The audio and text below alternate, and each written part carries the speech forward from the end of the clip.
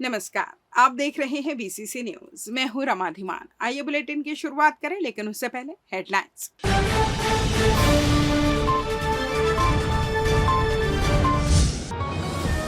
छात्र की हत्या मामले में निष्पक्ष जांच की मांग, ग्रामीणों ने किया चक्का जाम। शिक्षा और सुरक्षा की मांग, कांग्रेस ने सौंपा ज्ञापन।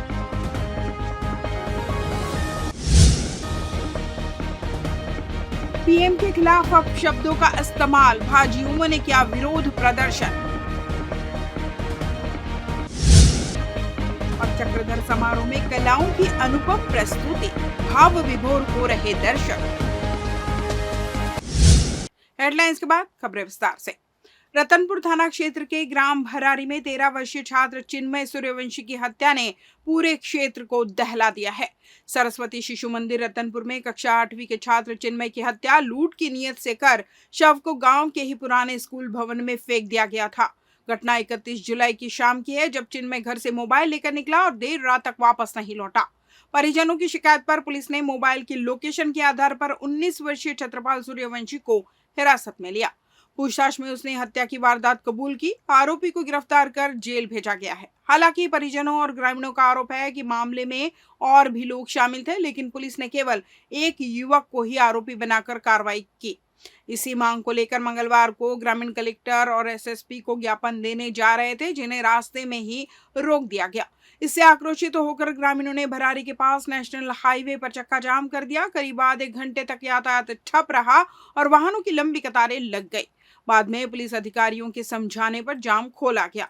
ग्रामीणों ने पुलिस पर लापरवाही का आरोप लगाते हुए कहा कि जब तक सभी आरोपियों की भूमिका स्पष्ट नहीं होती और दोषियों को कड़ी सजा नहीं मिलती, तब तक न्याय अधूरा रहेगा। इस दर्दनाक वारदात से गांव में मातम पसरा हुआ है और लोग घटना की कड़ी निंदा कर रहे हैं। एसडीओपी नुपुर उपाध्याय ने बताया कि परिजन आरोपी युवक के परिवार पर भी संलिप्तता का आरोप लगा रहे हैं। ज्ञापन है और निष्पक्ष जांच का आश्वासन दिया गया है। अब ग्रामीणों की निगाहें पुलिस की आगे की कार्रवाई पर टिकी हुई हैं। भारतीय रेड क्रॉस सोसाइटी जिला शाखा बिलासपुर द्वारा 1 सितंबर 2025 को प्राथमिक सहायता एवं आपदा प्रबंधन प्रशिक्षण हेतु मास्टर्स ट्रेनर्स का सत्र आयोजित किया गया। कार्यक्रम के मुख्य अतिथि कलेक्टर संजय अग्रवाल थे, जबकि अध्यक्षता जिला शिक्षा अधिकारी विजय टांडे ने की। विशेष अतिथि के रूप में सहायक कलेक्टर टी अरविंद कुमारन, शासकीय शिक्षा महाविद्यालय की प्राचार्य मीता मुखर्जी तथा रेड क्रॉस सोसाइटी की सचिव शुभा गरेवाल उपस्थित रहे। प्रशिक्षण सत्र में स्वास्थ्य विभाग से 10 डॉक्टर, उच्च शिक्षा विभाग से 15 रेड क्रॉस प्रभारी, सहायक प्राध्यापक, स्कूल शिक्षा विभाग से 25 प्रभारी शिक्षक एवं होम गार्ड सहित अन्य 5 लोगों ने भाग लिया। राज्य स्तरीय मास्टर ट्रेनर बाल मुकुंद दुबे एवं मानसिक रोग विशेषज्ञ डॉक्टर आशुतोष तिवारी ने प्रशिक्षण प्रदान किया। कलेक्टर संजय अग्रवाल ने मां सरस्वती की प्रतिमा पर माल्यार्पण कर कार्यक्रम का शुभारंभ किया तथा प्रशिक्षार्थियों को संबोधित करते हुए कहा कि 10 से 13 सितंबर के मध्य लगभग 350 लोगों को प्रशिक्षित किया जाएगा, जो आगे विद्यालय एवं महाविद्यालय में छात्रों व शिक्षकों को प्रशिक्षित करेंगे। उन्होंने सभी को मास्टर ट्रेनर बनने पर शुभकामनाएं दी और बताया कि शीघ्र ही रेड क्रॉस द्वारा युवोदय कार्यक्रम भी प्रारंभ किया जाएगा। इस अवसर पर डॉक्टर राजीव अवस्थी ने आभार व्यक्त किया। कार्यक्रम में रेड क्रॉस समिति के सदस्य Surendra Gumber, Shrikant Sahare, Syed Zafar Ali, doctor M A Jivani, Aditya Pande सहित अनेक गणमान्य नागरिक उपस्थित रहे। जो भी प्रतिभागी इस ट्रेनिंग लेने के लिए पधारे हैं, इसमें हायर एजुकेशन से भी है, स्कूल एजुकेशन से भी है, डॉक्टर्स भी हैं, रेड क्रॉस के साथी भी हैं और कुछ वॉलंटियर्स भी हैं जो स्वतः जैसे उनको पता लगा तो वो आकर के उन्होंने रजिस्ट्रेशन यहाँ पे कराया। करीब 60 लोगों की ये ट्रेनिंग ये 2 दिन तक चलेगी। पर्पस ये है कि हम लोग मास्टर ट्रेनर्स जिले लेवल पे हम लोग तैयार करें और उसके बाद हमारे ये मास्टर ट्रेनर्स जो आप लोग ट्रेनिंग जो आप लेंगे वो मास्टर ट्रेनर्स रहेंगे। अपने एरिया में जितना ज्यादा लोगों को लगातार आप लोग ट्रेनिंग दे पाएंगे, उतना लोगों की सुविधाएं बढ़ेंगी। जो एक्सीडेंट्स वगैरह जो होते हैं या एक्सीडेंट्स नहीं भी हो, कई बार स्ट्रोक्स आ जाते हैं, घर में सोए स्ट्रोक्स आ जाते हैं। अगर हमको ये सारी चीजों के बारे में जानकारी होगी तो शायद हम लोग काफी कुछ हेल्प हॉस्पिटल पहुंचने से पहले उनको हम कर सकते हैं और उनकी जान बचा सकते हैं, जिसके लिए ये ट्रेनिंग ऑर्गेनाइज की गई है, जो कि अभी 1 और 2 तारीख को हमारे सभी जो मास्टर ट्रेनर तैयार हुए हैं। इसके बाद 11 से 13 तक सभी high and higher secondary school के शिक्षक, संकुल के शिक्षक एवं महाविद्यालय के शिक्षकों को ये ट्रेनिंग आगे प्रदान की जाएगी, जिससे लोगों को काफी फायदा मिलेगा कि हम कभी भी कोई इस तरीके की जो प्रारंभिक उपचार और चीजें होती हैं वो हम कर पाए। और इस ट्रेनिंग में मैंने देखा है कि कभी चोट लगे तो वो तो एक फर्स्ट एड होता ही है, और वो चीजें बारीक चीजें बताई जाएंगी। जैसे कभी पेशेंट शॉक में जाता है तो उसको किस तरीके से हमें तुरंत उसको, यदि वो धूप में भी है उसी समय उसको हमें उठा के सबसे पहले लेटाना है, ना कि एकदम से पानी पिलाना है, तुरंत उसको लेटाना है। उसका सर्कुलेशन जो होता है मस्तिष्क में कम हो जाता है तो थोड़ा सा उसको पैर भी ऊपर करने हैं और उसको एयरवे खुली हवा में रखना चाहिए। इस तरीके से काफी सारी चीजें, फिर सीपीआर भी मैंने देखा कि इसमें है, बहुत सारी चीजें आप लोगों को इससे पता लगेगी कि किस तरीके से हम प्राथमिक उपचार कर सकते हैं। छत्तीसगढ़ आवास मित्र अनियमित कर्मचारी कल्याण संघ जिला बिलासपुर में जिला कलेक्टर को ज्ञापन सौंपकर आवास मित्रों की लंबित समस्याओं के शीघ्र निराकरण की मांग की। संघ ने बताया कि प्रधानमंत्री आवास योजना ग्रामीण अंतर्गत कार्यरत आवास मित्रों को अब तक 9 माह से अधिक समय बीत जाने के बावजूद प्रोत्साहन राशि का भुगतान नहीं किया गया है, जिससे कर्मचारियों को आर्थिक संकट का सामना करना पड़ रहा है। संघ के जिला अध्यक्ष संजय साहू ने बताया कि 30 अगस्त 2024 के पत्र के अनुसार प्रत्येक आवास मित्र को प्रोत्साहन राशि निर्धारित की गई थी, जिसमें प्रति आवास पूर्णता पर 1,000 रुपए भुगतान का प्रावधान है। लेकिन वास्तविकता यह है कि बिलासपुर जिले में लगभग 50 से 60% आवास पूरे होने के बावजूद संबंधित आवास मित्रों को अब तक भुगतान नहीं किया गया है। इससे कर्मचारियों में गहरी नाराजगी व्याप्त है। इसके अलावा 14 अगस्त 2025 को जारी पत्र के अनुसार आवास मित्रों एवं रोजगार सहायकों की संविदात्मक मार्गदर्शिका के तहत नवीन नियुक्ति सूची जारी की जानी थी, लेकिन अब तक कोई कार्रवाई नहीं हुई। संघ ने इसे कर्मचारियों के साथ अन्याय बताते हुए शीघ्र समाधान की मांग की। संघ के पदाधिकारियों ने चेतावनी दी है कि यदि शीघ्र ही प्रोत्साहन राशि भुगतान व नई नियुक्ति सूची जारी नहीं की गई तो वे आंदोलन के लिए बाध्य होंगे। संघ ने जिला प्रशासन से अनुरोध किया है कि आवास मित्रों की समस्याओं का त्वरित निराकरण कर उन्हें राहत दी जाए, ताकि वे योजना के सफल क्रियान्वयन में बेहतर योगदान दे सकें।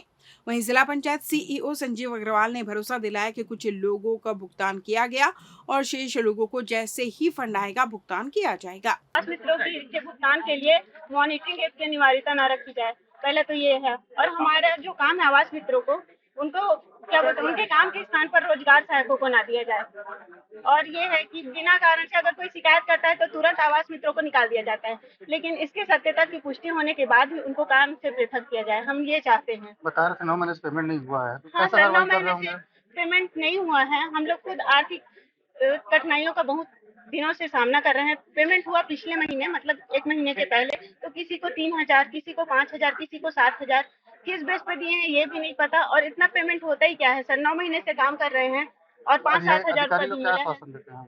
अधिकारी लोग आश्वासन देते हैं कि राज्य से मांग किया गया है, फंड नहीं होने के कारण हमारा भुगतान नहीं हो पा रहा है। और मॉनिटरिंग ऐप में करने के लिए हम लोग को बहुत ज्यादा प्रेशर दिया जा रहा है कि इसमें अगर करोगे तभी आप लोगों का मानदेय भुगतान किया जाएगा करके, क्योंकि मॉनिटरिंग ऐप में बहुत जटिलता है सर। और सारा डाटा तो ऑलरेडी जिला के पास, जनपद के पास और राज्य के पास है, तो इसमें हम लोग को कार्य की पुनरावृत्ति भी हो रही है। और वैसे भी महतारी वंदन का और राशन कार्ड का हमारे काम से कोई लेना देना नहीं है। और आयुष्मान कार्ड, ये सारी चीजों को हम लोग को फिल करने कहा जा रहा है। तो हम लोग बस ये चाहते हैं कि मॉनिटरिंग ऐप की अनिवार्यता न रखी जाए, हमारा भुगतान जो पूर्व में जैसा बोला गया उस हिसाब से किया जाए और हमारे काम को आरएस को ना दिया जाए, रोजगार सहायकों को ना दिया जाए। हमको जो है आवास मित्र का जो काम दिया गया है, पर आवास में हम लोग को कंप्लीट के आधार पर जो है 1,000 का भुगतान किया जाना था, जिसमें कुछ स्तर पे दिया गया है, जिसमें जो है हमारा जो है पहले 300 रुपए का लेआउट पे था, उसके बाद छत की स्तर पे जो है 300 का था और पूर्ण होने पर 400 का था। टोटल हमको 1000 रुपये का प्रोत्साहन राशि या कहना चाहिए मिलना था। क्योंकि हम लगभग 9 महीने से काम कर रहे हैं, जितने भी आवास मित्र जो है अगर रिकॉर्ड देखा जाए तो पूरे छत्तीसगढ़ में जो है बिलासपुर जिला टॉप में चल रहा है। इस टॉप में होने के बावजूद भी हम लोग को जो प्रोत्साहन राशि है मात्र 1000 रुपये, उसमें भी जितना ज्यादा देरी हो रहा है।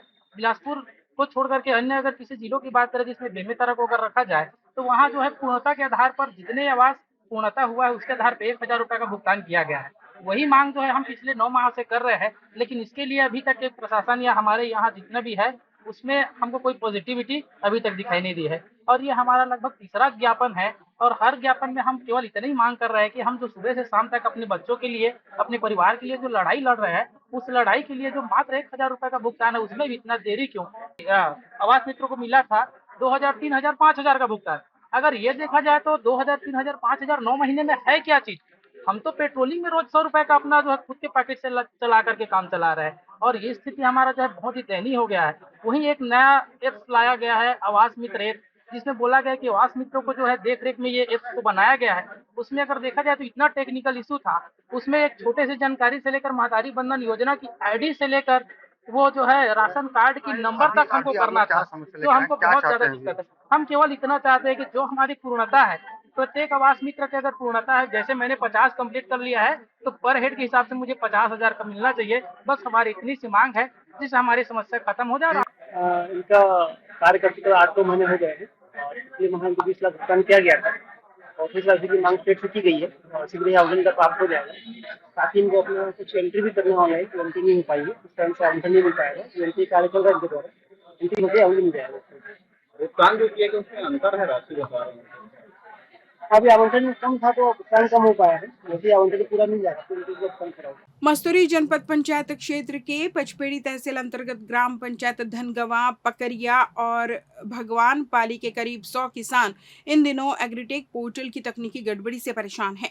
किसानों का कहना है कि वे वर्षों से अपने खेतों में धान की फसल उत्पादन कर शासन के समर्थन मूल्य पर विक्रय करते आ रहे हैं, किंतु इस बार पोर्टल पर उनका नाम असत्यापित दर्ज दिखाया जा रहा है। किसानों का आरोप है कि उनकी जमीन का रकबा और खेती का विवरण हर वर्ष जैसा ही है, फिर भी एग्रीटेक पोर्टल में उन्हें असत्यापित बताया गया।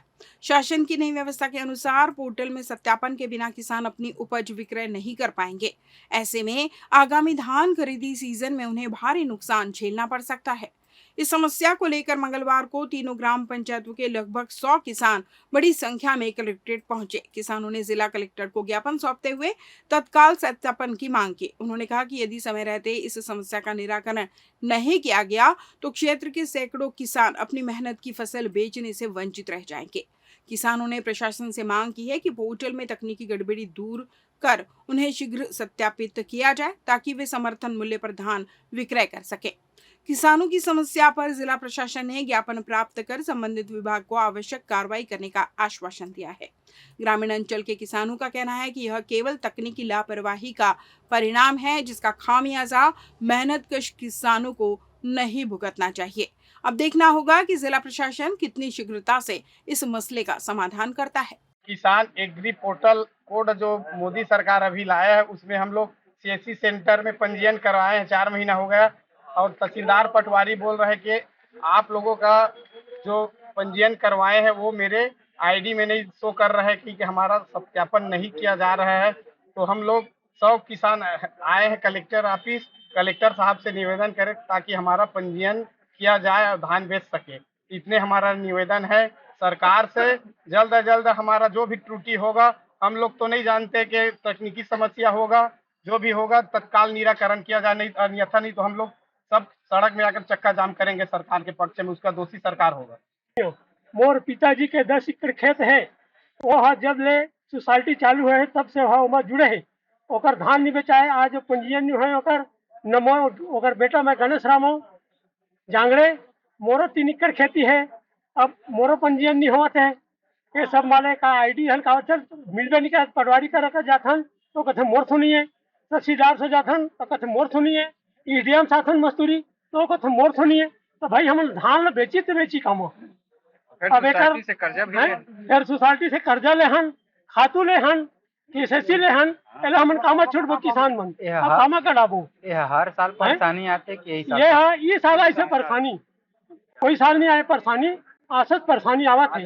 अब ये परेशानी ला हमारे जो सरकार है ये कैसे निभाही ये लोग वही जानी, नहीं जानी तो फिर हम चक्का जाम करके सगा करबो, एक दोषी सरकार है। नाम बता दें। हमारा धान पंजीयन नहीं हो रहा, तो तहसीलदार के पास गया था, वो आईडी हमारा नहीं पकड़ रहा है, कहता है ओकरे वगैरह हम एक मसूरी वगैरह है अब पटपेड़ी घलाऊ में सुसाइड हुई है। हम तहसीलदार वो हमारे बात नहीं सुनी, पटवारी घलाऊ बैठे रहे वो हमारी बात नहीं मानी, तो आईडी तो तहसीलदार ला बदली करता है, वो मंगान भाई आईडी ला हम पकड़े जाबो। और घर 12 एकड़ के हवा जमीन, हाँ ज्यादा हुई, कम से कम 300 कुंटल होगा धान। रायगढ़ में चल रहे 40वें चक्रधर समारोह के तहत मोती महल प्रांगण में जिला स्तरीय कबड्डी प्रतियोगिता का रोमांच जारी है। 3 दिवसीय इस प्रतियोगिता में बालक और बालिका वर्ग की 21 टीमें हिस्सा ले रही है और खिलाड़ी अपना दमखम दिखा रहे हैं। कबड्डी प्रतियोगिता के दूसरे दिन कलेक्टर मयंक चतुर्वेदी और पुलिस अधीक्षक दिव्यांग पटेल ने भगवान हनुमान और कला सम्राट महाराजा चक्रधर सिंह के छायाचित्र पर माल्यार्पण कर कार्यक्रम का शुभारंभ किया। उन्होंने सभी खिलाड़ियों से परिचय प्राप्त किया और उन्हें उत्कृष्ट प्रदर्शन के लिए शुभकामनाएं दी। इस मौके पर निर्णायकों को ट्रैक सूट देकर सम्मानित भी किया गया। कार्यक्रम में डिप्टी कलेक्टर धनराज मरकाम, कबड्डी संघ अध्यक्ष रघुवीर सिंह वाधवा सहित बड़ी संख्या में दर्शक और खिलाड़ी मौजूद रहे। बालक वर्ग में 12 टीमें और बालिका वर्ग में 9 टीमें शामिल हैं। मैचों में तमनार, खरसिया, बरमकेला, नगर निगम रायगढ़, पुसौर, लेलूंगा और धर्मजयगढ़ जैसी टीमें विजयी रही। वहीं महिला वर्ग में लेलूंगा, खरसिया, पुसौर, जिंदल और अडानी फाउंडेशन की टीमें शानदार प्रदर्शन करते दिखे। कबड्डी प्रतियोगिता का फाइनल मुकाबला 2 सितंबर को खेला जाएगा, जिसका दर्शकों को बेसब्री से इंतजार है। कबड्डी और कुश्ती प्रचलित रूप से चक्रधर समारोह का एक हिस्सा रहा है और आज भी बालक और बालिका दोनों के कबड्डी और कुश्ती खेल का उद्घाटन किया गया और हमने पहला मैच भी देखा जो कि बहुत अच्छा दिखा और उसमें काफी प्लेयर जो है राष्ट्रीय स्तर के भी खिलाड़ियों ने पार्ट किया, तो ये देखे काफी अच्छा लगा। ये 3 तारीख तक चलेगा, कबड्डी और कुश्ती दोनों। अंतर्राष्ट्रीय युद्ध विरोधी दिवस पर रायगढ़ में विभिन्न सामाजिक और जन संगठनों ने शांति बहाली के लिए सांकेतिक प्रदर्शन किया। प्रतिभागियों ने कहा कि युद्ध किसी भी समस्या का समाधान नहीं है, बल्कि इससे सबसे अधिक निर्दोष नागरिक, बच्चे और बुजुर्ग प्रभावित होते हैं। अंतर्राष्ट्रीय युद्ध विरोधी दिवस पर रायगढ़ में गांधी प्रतिमा स्थल पर छत्तीसगढ़ किसान सभा की अगुवाई में विभिन्न संगठनों ने एकत्र होकर शांति और अमन चैन की मांग की। प्रदर्शनकारियों ने कहा कि इस समय यूक्रेन, रूस और फिलिस्तीन, इजराइल के बीच जारी युद्ध में हजारों निर्दोष लोगों की जान जा चुकी है। गाजा में इजराइल की ओर से हो रहे हमलों में अब तक 62,000 से अधिक फिलिस्तीनियों की मौत हो चुकी है। इनमें सबसे ज्यादा शिकार बच्चे और बुजुर्ग हो रहे हैं। किसान सभा और सहयोगी संगठनों ने कहा कि युद्ध इंसानियत के खिलाफ जघन्य अपराध है और विश्व समुदाय को तत्काल युद्ध विराम के लिए कदम उठाने चाहिए। देख रहे हैं कि साम्राज्यवादी ताकतें जो हैं एक विश्व में अस्थिरता पैदा कर रही हैं अपने हथियार बेचने के लिए। इसमें अब साम्राज्यवादी ताकतें जो स्थिरता पैदा कर रही हैं अपने हथियार बेचने के लिए, और ये युद्ध को फैलाना चाहती हैं पूरे विश्व में, और युद्ध किसी भी समस्या का समाधान नहीं है। युद्ध जो है, युद्ध में सिर्फ जो निर्दोष व्यक्ति हैं, बच्चे हैं, बूढ़े हैं, जो अशक्त हैं, इन लोगों का ज़्यादा कैजुअलिटी होता है, ये ज़्यादा मारे जाते हैं, जो इंसानियत के खिलाफ एक जघन्य अपराध है। हम इसके विरोध में, युद्ध के विरोध में आज यहाँ इकट्ठा हुए हैं और हम एक संदेश देना चाहते हैं हमारे सरकार को और विश्व की सरकार को कि युद्ध किसी बात का समाधान नहीं है। हम युद्ध नहीं चाहती।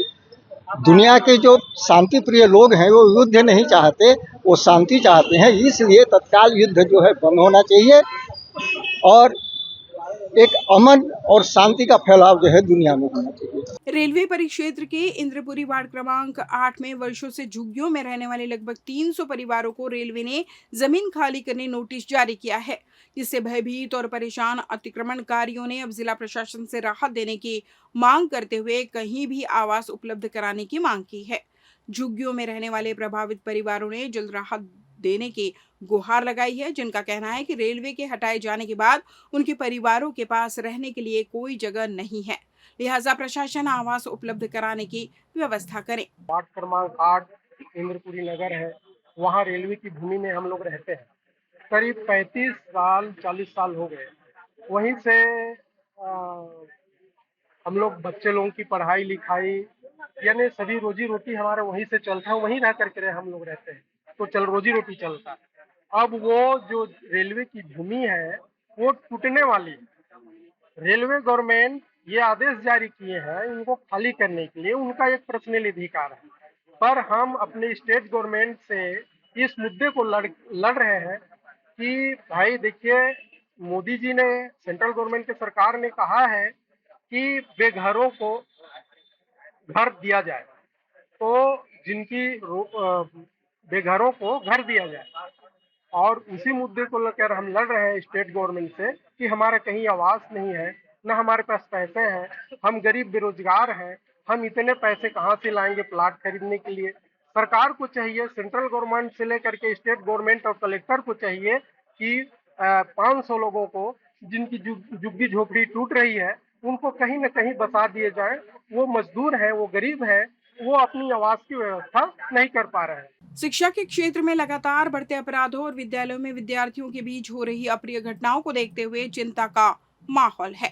इसी विषय को लेकर जिला कांग्रेस कमेटी ने जिला कलेक्टर को ज्ञापन सौंपा। ज्ञापन में उल्लेख किया गया है कि हाल ही के दिनों में स्कूल जाते छोटे छोटे बच्चों के साथ आपराधिक घटनाओं में बढ़ोतरी हुई है। यह स्थिति न केवल विद्यार्थियों की सुरक्षा पर प्रश्न चिन्ह खड़ा करती है, बल्कि बिलासपुर जैसे शांत प्रिय शहर की छवि को भी धूमिल करती है। 14 से 15 वर्ष के आयु वर्ग के बच्चों के बीच लगातार बढ़ते आपराधिक मामलों ने अभिभावकों की चिंता और गहरा दी है। जिला अध्यक्ष विजय पांडे और ब्लॉक कांग्रेस अध्यक्ष जावेद मेमन ने प्रशासन से इन घटनाओं को गंभीरता से लेकर ठोस कदम उठाने की मांग की है। उन्होंने कहा कि विद्यालयों और आसपास के वातावरण को सुरक्षित बनाया जाना आवश्यक है ताकि विद्यार्थी निडर होकर शिक्षा प्राप्त कर सके। इसके साथ ही उन्होंने यह भी उल्लेख किया कि विद्यालय खुलने के बाद से अब तक छात्रों को पाठ्य पुस्तकें उपलब्ध नहीं कराई गई है। परिणाम स्वरूप विद्यार्थी परीक्षा की तैयारी ठीक से नहीं कर पा रहे हैं। ज्ञापन में प्रशासन से तत्काल पुस्तकों की आपूर्ति सुनिश्चित करने और विद्यार्थियों की सुरक्षा व्यवस्था को मजबूत बनाने की मांग की गई। इस दौरान कांग्रेस पदाधिकारियों और कार्यकर्ताओं ने भी समर्थन दिया और मांगों को जल्द पूरा करने की अपील की। फिनाइल का जो मामला है, मुझको लगता है कि जो हॉस्टल्स हैं उसमें वहाँ के कर्मचारियों की आपसी प्रतिस्पर्धा है, लेकिन आपसी प्रतिस्पर्धा में किसी बच्चे के जान के साथ खिलवाड़ किया जाए, यह बहुत ही गंभीर अपराध है। आपकी लड़ाई है तो जिससे उससे आप लड़ लीजिए, लेकिन बच्चों के साथ खिलवाड़ करना, उसकी जान के साथ, एक गंभीर अपराध है और ऐसे अपराधियों को सख्त से सख्त सजा होनी चाहिए। कर लेते थे कि रामपुरी चाकू कौन बेच रहा है, लेकिन अभी ऑनलाइन होने के कारण परिस्थितियां बहुत खराब हो गई है। कौन सप्लायर कब किसको सप्लाई कर रहा है, और छोटे छोटे बच्चे नशे के आदी होकर के चाकूबाजी की घटना कर रहे हैं। अभी तारबहार के घोड़ादाना स्कूल में, सरकंडा में जिस तरह की घटनाएं हुई, इस घटना की हम कांग्रेस के लोग भर्त्सना कर रहे हैं और जिला प्रशासन से हम सब मांग करने आए हैं कि इसकी गंभीरता से जांच होनी चाहिए और ये घटनाएं रुकनी चाहिए। शिक्षा और सुरक्षा की मांग को लेकर आज हम लोग कलेक्टर महोदय को ज्ञापन देने आए हैं। लगातार स्कूलों में बच्चों को न ड्रेस उपलब्ध कराया जा रहा है, न ही किताबें उपलब्ध कराई जा रही है, बल्कि शिक्षकों की लापरवाही से लगातार स्कूलों में चाकूबाजी हो रही है। इसी की मांग को लेकर हम लोग आज यहाँ ज्ञापन दे रहे हैं, और अगर हमारी मांग पूरी नहीं होती तो हम जिला शिक्षा अधिकारी और शिक्षा मंत्री दोनों का बड़े रूप से शहर कांग्रेस कमेटी को मिलकर घेराव करें। लापरवाही क्या है, वो तो अपनी मर्जी से जा रहे हैं और आ रहे हैं, और उनका पूरा असर बच्चों पे पड़ रहा है। अब पूरी स्कूलों में ना ही जिला शिक्षा अधिकारी की तरफ से किसी को भेजा जाता, ना ही सरकार की तरफ से। ये बड़ी घोर लापरवाही है और सीधा असर इनके बच्चों की शिक्षा पे पड़ रहा है। लेते हैं छोटा सा ब्रेक। पिछले 17 वर्षों से रियल एस्टेट के क्षेत्र में दे रहे हैं अपनी सेवाएं और लगातार शहर की जनता को एक नई लिविंग लाइफस्टाइल। अपने कार्यों एवं सेवाओं के माध्यम से लाखों लोगों की उम्मीदों को दिया है आकार। इसलिए जिले में ही नहीं, पूरे प्रदेश में इनकी पहचान है बरकरार। आपके सपनों के घर को हकीकत में बदल कर है दिखाना, इसलिए आपके लिए लेकर आए हैं भाटी आशिया।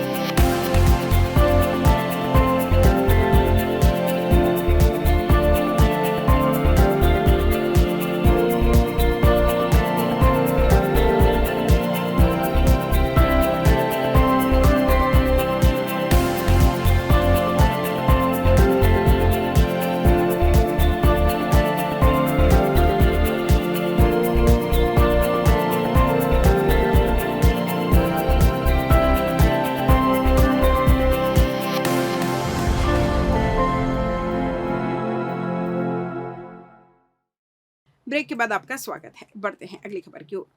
बिहार के दरभंगा में कांग्रेस आरजेडी के संयुक्त कार्यक्रम में प्रधानमंत्री नरेंद्र मोदी की स्वर्गीय मां के खिलाफ की गई कथित अभद्र टिप्पणी को लेकर भाजपा नेता और कार्यकर्ता आक्रोशित है। इसी मुद्दे पर रायगढ़ में भारतीय जनता युवा मोर्चा ने कांग्रेस नेताओं के खिलाफ जोरदार विरोध दर्ज कराया।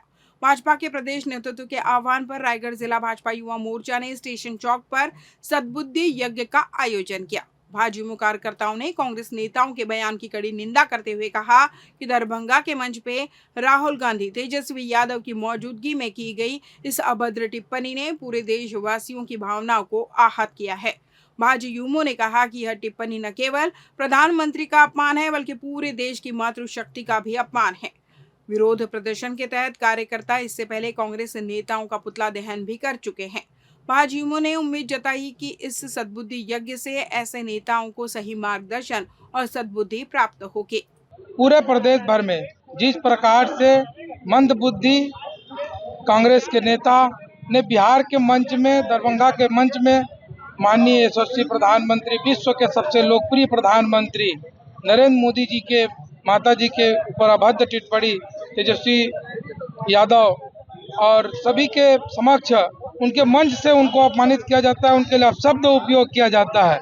ऐसे मंद बुद्धि के सद्बुद्धि के लिए भारतीय जनता युवा मोर्चा जिला रायगढ़ जो है आज सद्बुद्धि यज्ञ किया है और इसके विरोध में एक दिन पहले जो है उनका पुतला दहन भी किया गया है। निश्चित ही ऐसे मंद बुद्धि और ऐसे जो यशस्वी प्रधानमंत्री जिसे पूरे विश्व ने स्वीकार किया है, पूरा विश्व में इनकी लोकप्रियता है, इनके माताजी के खिलाफ अभद्र टिप्पणी करना अशोभनीय है, निंदनीय है। जितने भी निंदा किया जाए इसके लिए कम है। और कुछ दिन पूर्व आप लोगों को देखोगे कि किस प्रकार से बिहार के दरभंगा में देश के यशस्वी प्रधानमंत्री जिन्होंने देश के 140 करोड़ जनता का समर्थन है और ऐसे प्रधानमंत्री जो देश को विश्व गुरु बनाने की ओर अग्रसर है, उनको लेकर कांग्रेस के लोगों के द्वारा और वहाँ पे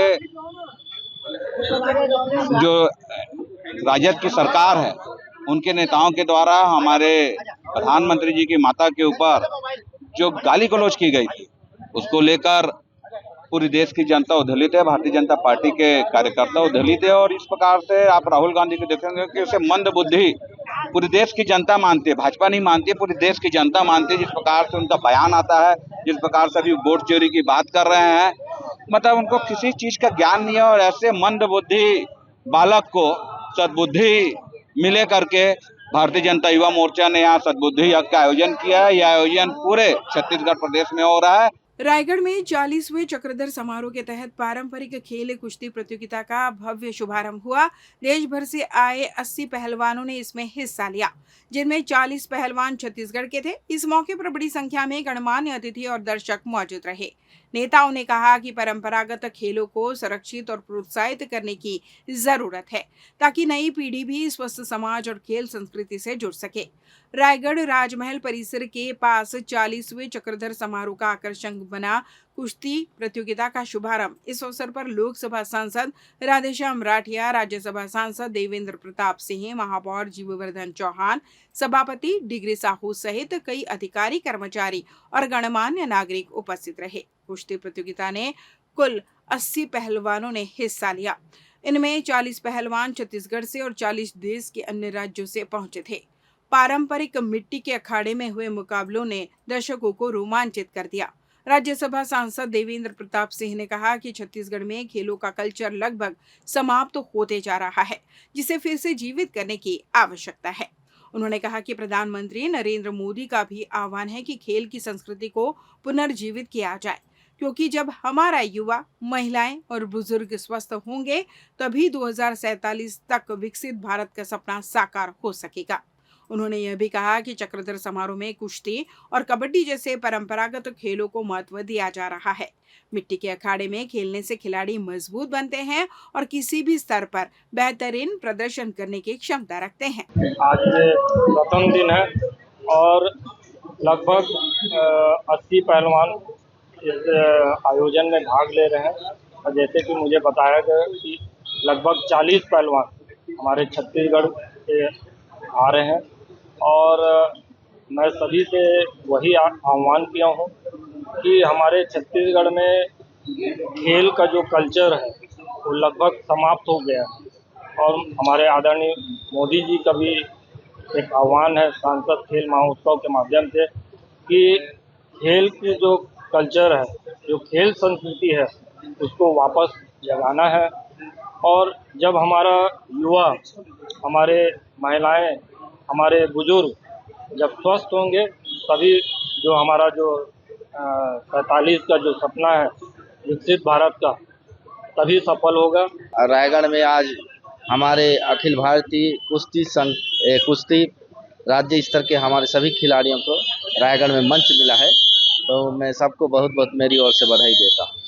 हमारा रायगढ़ एक कला और संगीत की नगरी से जाना जाता था, उसे हमारा राजा चक्रधर सिंह ने बरकरार रखते हुए और रायगढ़ में एक खेल समारोह का भी आयोजन उनके जन्म दिवस पे किया जा रहा है, जो अखिल भारतीय एवं राज्य स्तरीय खेल प्रतियोगिता है, जिसमें पूरे कोने कोने देश के कोने कोने से कुश्ती खिलाड़ी भाग लेते हैं, जिसमें हमारे स्थानीय लोकल खिलाड़ियों को भी भाग लेने का मौका मिलता है, जिसमें छत्तीसगढ़ वर्ग के भी अपने खिलाड़ी इसमें भाग लिए हैं। मैं सभी क्या बोलते खिलाड़ी और खिलाड़ियों को शुभकामना देता हूं कि वो यहां से अपना जौहर दिखाएं और राज्य स्तर से लेकर के केंद्र स्तर तक अपना खेल दिखाने का सौभाग्य प्राप्त करें। साइबर अपराध लगातार बढ़ते ही जा रहे हैं और लोग ठगी के शिकार हो रहे हैं। ऐसे में लोगों को जागरूक करने के लिए रायगढ़ में एक विशेष पहल की गई। एसबीआई की ओर से निकाले गए साइबर रथ को रायगढ़ पुलिस के सहयोग से पुलिस अधीक्षक कार्यालय से हरी झंडी दिखाकर रवाना किया गया। तकनीक के बढ़ते दौर में साइबर अपराध भी तेजी से बढ़ रहे हैं। इन्हीं अपराधों से बचाव और लोगों को जागरूक करने के उद्देश्य से रायगढ़ पुलिस अधीक्षक कार्यालय में विशेष कार्यक्रम आयोजित हुआ।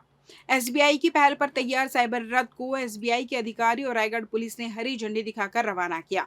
यह रथ जिले के प्रमुख स्थानों, भीड़-भाड़ वाले इलाकों तक पहुंचेगा और लोगों को साइबर अपराध में बचाव के बारे में जागरूक करेगा। इस अवसर पर एसबीआई अधिकारी, पुलिस अधिकारी और साइबर टीम मौजूद रही। कार्यक्रम में एसबीआई अधिकारियों ने एसपी ऑफिस के कर्मचारियों और अधिकारियों को भी साइबर के प्रति जागरूक किया। रायगढ़ पुलिस ने भी अपील की कि कोई भी व्यक्ति संदिग्ध लिंक, कॉल या ऑफर पर भरोसा न करे। यदि किसी के साथ साइबर फ्रॉड होता है तो तुरंत हेल्पलाइन नंबर 1930 पर संपर्क करें। एसबीआई अधिकारियों ने बताया कि यह साइबर जागरूकता अभियान पूरे प्रदेश में चलाया जा रहा है।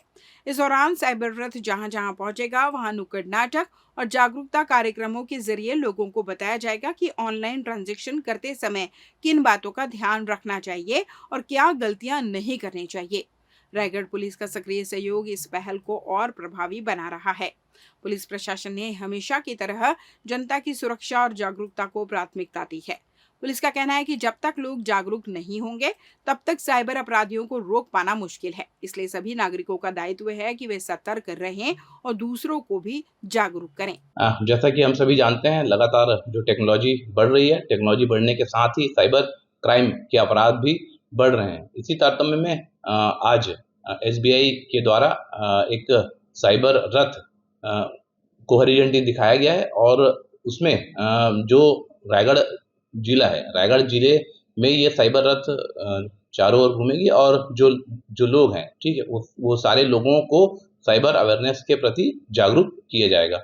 इसमें आज जो कार्यक्रम हुआ उस कार्यक्रम में एसबीआई के अधिकारी और पुलिस के डीएसपी साइबर और डीएसपी मुख्यालय सारे लोग उपस्थित हुए और यहाँ एक छोटा सा सेशन भी एसबीआई के अधिकारियों के द्वारा जो यहाँ एसपी ऑफिस में जो अधिकारी कर्मचारी कार्यरत है उनको भी साइबर के प्रति जागरूक किया गया। बैंकों के कस्टमर को और रायगढ़ निवासियों को जागरूक करने के लिए जो साइबर फ्रॉड हो रहे हैं, ज़्यादा इंसिडेंट बढ़ रहे हैं, उसके बारे में जागरूकता एक अभियान है जो बैंक ने छेड़ रखा है और ये रथ सारे डिस्ट्रिक्ट को, छत्तीसगढ़ के सारे डिस्ट्रिक्ट को कवर कर रही है, जिसमें आज प्रमुख स्थान जो रायगढ़ में है, चौक जहाँ पर लोग जमा होते हैं, जैसे रेलवे स्टैंड हो गया, रेलवे स्टेशन हो गया, बस स्टेशन हो गया या अन्य चौराहे जहाँ पब्लिक जमा रहते हैं, वहाँ पर ये नुक्कड़ नाटक करेंगे और लोगों को संदेश देंगे कि जब वो ऑनलाइन ट्रांजैक्शन कर रहे हैं या साइबर में कोई चीज़ को यूज़ करते हैं तो उनको क्या नहीं करना चाहिए, इसकी जानकारी देंगे। रायगढ़ के युवा बॉडी बिल्डर मुस्तफा साबरी ने कलकत्ता में आयोजित नेशनल बॉडी बिल्डिंग चैंपियनशिप में गोल्ड मेडल जीतकर जिले और प्रदेश का नाम रोशन किया है। इस प्रतियोगिता में करीब 200 कैटेगरी से प्रतिभागियों ने हिस्सा लिया था, जिनमें कड़ी प्रतिस्पर्धा के बीच मुस्तफा ने शानदार प्रदर्शन कर स्वर्ण पदक हासिल किया। स्वर्णिम उपलब्धि के बाद रायगढ़ लौटने पर मुस्तफा साबरी का चांदनी चौक में ढोल नगाड़ों, आतिशबाजी और केक काटकर भव्य स्वागत किया गया। इस मौके पर डॉक्टर राजू अग्रवाल ने मुस्तफा की तारीफ करते हुए उन्हें रायगढ़ का गौरव बताया। अपनी सफलता पर मुस्तफा साबरी ने कहा, इस मुकाम तक पहुंचने में उनके परिवार और कोच सुमित इजादर का अहम योगदान रहा। उन्होंने कहा कि बॉडी बिल्डिंग बेहद महंगी और मेहनत भरी प्रतियोगिता है, जिसमें रजिस्ट्रेशन से लेकर खान पान तक भारी खर्च होता है। ऐसे में खिलाड़ियों को अधिक से अधिक प्रोत्साहन और सहयोग मिलना चाहिए। मुस्तफा ने अपनी जीत को कोच सुमित इजादर को समर्पित करते हुए कहा कि उनकी कड़ी मेहनत और संघर्ष से ही यह उपलब्धि संभव हो सकी है। कलकत्ता से नेशनल में गोल्ड मेडल जीत के आए हैं अपने वेट कैटेगरी में, और बहुत अच्छा चैंपियनशिप था और बहुत सारे लोग कैटेगरी में पार्ट लिए थे। 150 से 200 कैटेगरी से आदमी लोग आए हुए थे और नेशनल था, तो बहुत अच्छा अचीवमेंट था। वहाँ के कोच गुरु जो थे बहुत अच्छे थे और बहुत अच्छा ही था वहाँ। और मेरे कोच हैं सुमित इजादर, जिन्होंने मेरा बहुत साथ दिया है और बहुत लगन से मेरे को सपोर्ट किया है। और मेरे मामा लोग ने भी बहुत साथ दिया है, जैसे कि अजहर हुसैन, मुबस्सिर हुसैन, यावर हुसैन, और मेरे पापा मम्मी सब जो हैं उन्होंने भी बहुत सहयोग किया है। और मैं ये चाहूँगा कि हमारे जो बॉडी बिल्डिंग है उसमें बहुत ज़्यादा ही क्या बोलते हैं पैसा लगते हैं। स्वाभाविक है, सम्मान के लायक है। इस प्रतियोगिता में जो इन्होंने गोल्ड मेडल प्राप्त किया है, ये एक ग्रेट अचीवमेंट है रायगढ़ के लिए, यहाँ के लिए, सब समाज के लिए गौरव की बात है। मैं इनके उज्जवल भविष्य की कामना करता हूँ, आगे बढ़ते रहने की दुआएं करता हूँ और चाहूँगा ये आसमान छुएं। मेरी शुभकामनाएं हैं इनके साथ। रायगढ़ में 40वें चक्रधर समारोह के तहत कुश्ती प्रतियोगिता की शुरुआत से पहले पहलवानों का भव्य स्वागत किया गया। समाज और प्रशासन की ओर से पहलवानों को फूल मालाओं से सम्मानित किया गया। शहर भर में पैदल मार्च निकला और पूरा माहौल कुश्ती संस्कृति से सराबोर हो गया। रायगढ़ में एक ऐतिहासिक नजारा देखने को मिला। कुश्ती प्रतियोगिता प्रारंभ होने से पहले सभी पहलवानों का एसपी कार्यालय के सामने सामाजिक संगठन कुश्ती संघ द्वारा भव्य स्वागत किया गया। एडिशनल एसपी आकाश मरकाम और जिला कुश्ती संघ अध्यक्ष श्याम सिंह सोनी ने पहलवानों के माथे पर तिलक लगाकर उनका उत्साह बढ़ाया। सभी पहलवानों को पूरे शहर में पैदल मार्च कराते हुए आयोजन स्थल तक ले जाया गया। जगह जगह लोगों ने पुष्प वर्षा कर खिलाड़ियों का अभिनंदन किया। शहर का हर कोना आज कुश्ती के रंग में डूबा दिखाई दिया। इस आयोजन ने यह संदेश दिया कि परंपरागत खेल हमारी संस्कृति की धड़कन है और जब युवा इनसे जुड़ते हैं तो समाज और राष्ट्र दोनों मजबूत बनते हैं।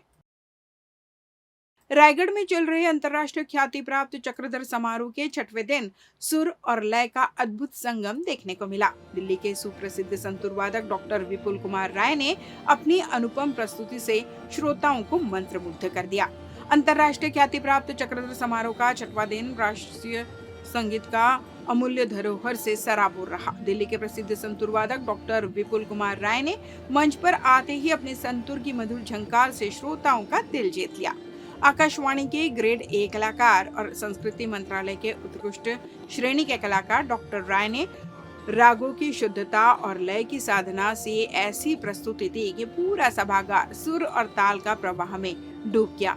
सूफियाना घराने के मशहूर संतूर वादक पद्मश्री पंडित भजन सोपोरी के शिष्य डॉक्टर राय की प्रस्तुति में परंपरा और आधुनिकता का अद्भुत संगम देखने को मिला।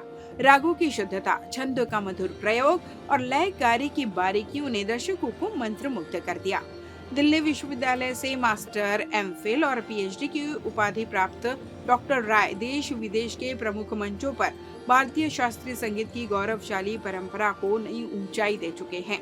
अपने योगदान के लिए उन्हें बिहार कला पुरस्कार, संगीत कला गौरव, पद्मश्री, फड़के कला सम्मान, संगीत कला रत्न और स्वराधिराज सम्मान सहित अनेक राष्ट्रीय और अंतर्राष्ट्रीय अलंकरणों से नवाजा जा चुका है। और लगभग 15-20 साल से मैं इस फेस्टिवल के बारे में सुनता आ रहा हूँ। मुझे इस बार मौका मिला, मुझे अवसर दिया गया, मैं इसके लिए बहुत सौभाग्यशाली समझता हूँ अपने आप को और डीएम सर का बहुत बहुत धन्यवाद करता हूँ। आज की प्रस्तुति में चूँकि मैं अंतिम मेरा कार्यक्रम था, आज मैंने जो मध्यरात्रि के राग हैं, राग मालकोस बजाया उसमें मैंने ब्रीफ, आलाप, जोड़, झाला और उसके बाद जो पहली कंपोजिशन थी वो विलंबित चपताल में थी। सेकंड कंपोजिशन मध्यलय 3 ताल, थर्ड ध्रुव 3 ताल और फिर लास्ट में एक मैंने सुफियाना धुन जो कि कश्मीर का साज है, तो जो कि मिस्र काफी में था, ये मैंने। रायगढ़ के ऐतिहासिक चक्रधर समारोह के मंच पर शास्त्रीय संगीत की स्वर लहरियों ने समा बांध दिया। मुंबई की सुप्रसिद्ध शास्त्रीय गायिका और पद्मश्री सम्मानित डॉक्टर अश्विनी भिड़े देशपांडे ने अपनी सुरमई प्रस्तुति से श्रोताओं को भाव विभोर कर दिया। जयपुर अतरौली घराने के प्रतिनिधि डॉक्टर अश्विनी भिड़े देशपांडे ने ख्याल, भजन और ठुमरी की मधुर प्रस्तुतियां दी।